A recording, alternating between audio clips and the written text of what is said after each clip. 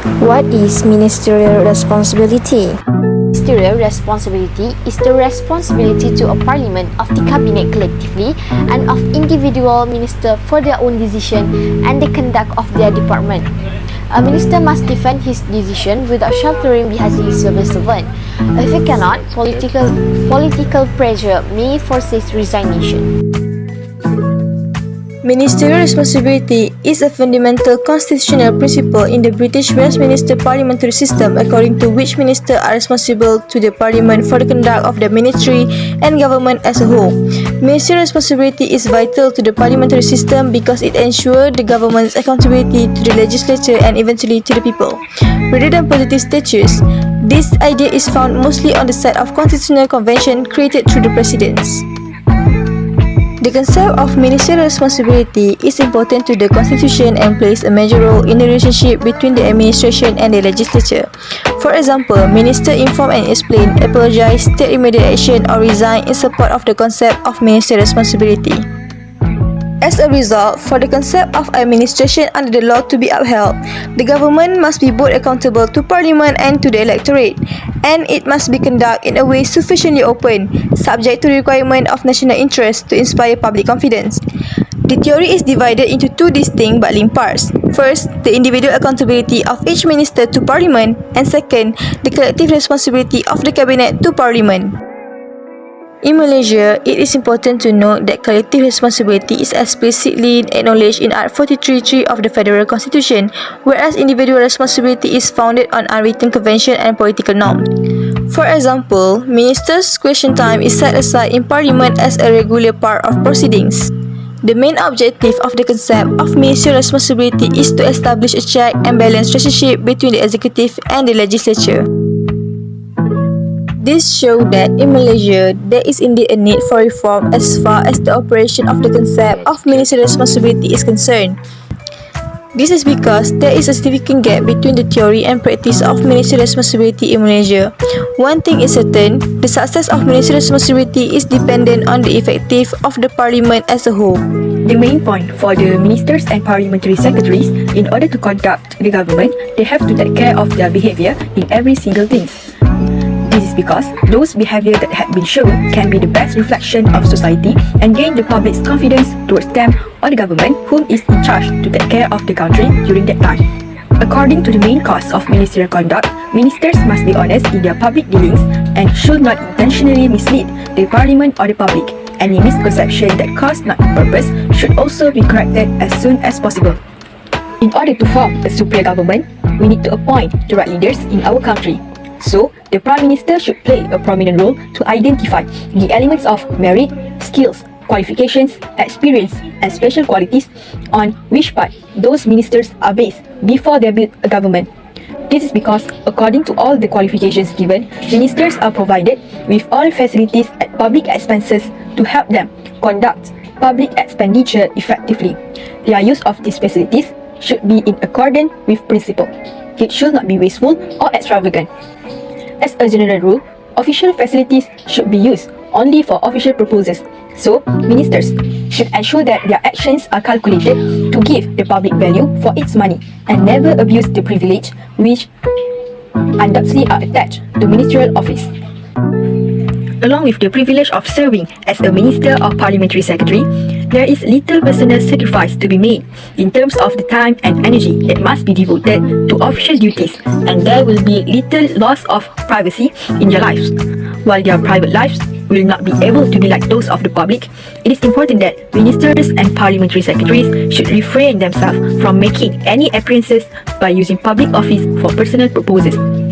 This is because the nature of their duties is such that they need to take care into account the interests of their immediate family members as well as their own interests to ensure that no conflicts either secretly or openly arise during their tenure working for the government. News is about university student return to campus. On September 2021, COVID-19 cases start to decrease and most sectors in Malaysia can operate as usual. This also includes with university students who can return to campus. But this matter became a big issue as the decision made by the Ministry of Higher Education is too late and will make it difficult for students who can afford to return to campus. This issue has been debated by many people since Ministry of higher education seem to ignore the financial problem that students are going through. The second issue is about the percentage of vaccination in Malaysia. The Malaysian health system is increasingly paralyzed. Only vaccine can reduce the case of COVID-19, but a lot of Malaysians didn't want to take the vaccine because they assume that the vaccine is dangerous medicine and can cause a death. Not only that, Malaysians also lack of vaccine supply. We also do not have many vaccination centers, so this makes the vaccination process difficult for all Malaysians, especially those who are in the rural area and do not have any vehicle to go to the city. The third issue is about people having financial problem during the COVID-19 pandemic. When the COVID-19 pandemic hit Malaysia, a lot of sectors had to be closed, especially the economic sector. A lot of factories closed due to the declining demand as well as hard to find a raw material. Due to the closure of many factories, a large company that depends on the factory were also affected and had to lay off some workers. Among other jobs that were severely affected were airliners, as the Malaysian border was already closed and due to the MCO. Lastly, the issue is about Myanmar foreigners started to enter Malaysia illegally. Due to this excessive influx, it will cause a new disease. Not only that, but most of the job opportunities of our citizens have been seized. In the future, Malaysia will have to bear the cost for the swab test and also the hospital to treat these foreigners. Next, what the ministers are doing to resolve these issues in Malaysia. Here that have 4 examples of issues that exist in Malaysia now. Firstly, it's about how to solve the problem for issues learning online. Malaysian Minister of Education Muhammad Razim Majidin was trying to handle the problem that had faced by students IPT when they are forced to learn online when Malaysia was hit by COVID-19. According to Deputy Minister of Education Datuk Dr. Mansur Osman, admit that have 2 challenges, for instance, internet access and equipment or devices used.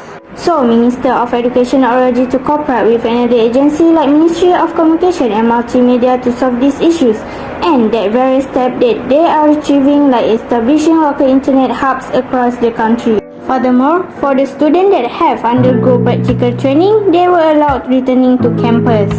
Besides that, many ways that Minister take for the students easy to adapt a new norm learning like use Google Meet, Zoom and Microsoft Teams to make it easier for students to interact with the lecturer. Secondly, Malaysian Prime Minister Tan Sri Muhyiddin Yassin had announced that all people must to take the vaccinated for decreased COVID-19 cases. On 21 February, the first vaccine Pfizer-BioNTech has arrived in Malaysia and the first person who take the vaccinated is Malaysian Prime Minister. Besides that, according to plan recipient, the first batch on 26 February are members of MOH, Malaysian Armed Force ATM, Royal Malaysian Police PDRM and Civil Defence Force APM. Next, it is followed by high-risk groups like senior citizens who are 60 years old above for second place, and the third place consists of teenagers that within 18 years old above starting May until February next year. This vaccine had given to the people without pay. Furthermore, Minister of Health Tan Sri Datuk Sri Dr. Nur Hisham bin Abdul Wahab proposed to open 600 vaccination centres.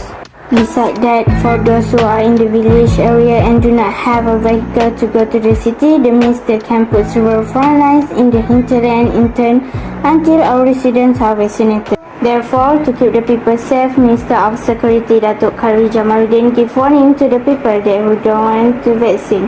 They were not allowed to return the village and can't enter the store.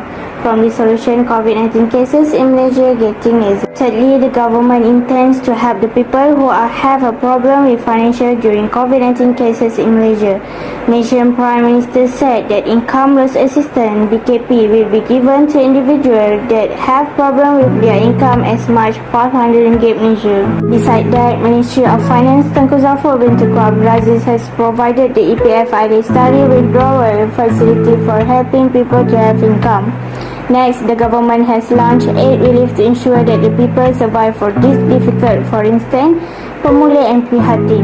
In addition, Prime Minister also gives BPN assistance especially to the people in B40, so in this case can relieve burden the people. And lastly, try to solve issues about illegal immigrants. Authorities must increase control and surveillance along the coast and borders of our country to handle entry of illegal immigrants. Marine Police, Immigration and Navy must cooperate each other to conduct more frequent expansion in easily encroached border areas. Besides that, Ministry of Interior need to block foreign from entering Malaysia because it can give job opportunities to people.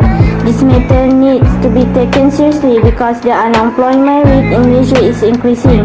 So all the employers need to be priorities the people in the process of output production.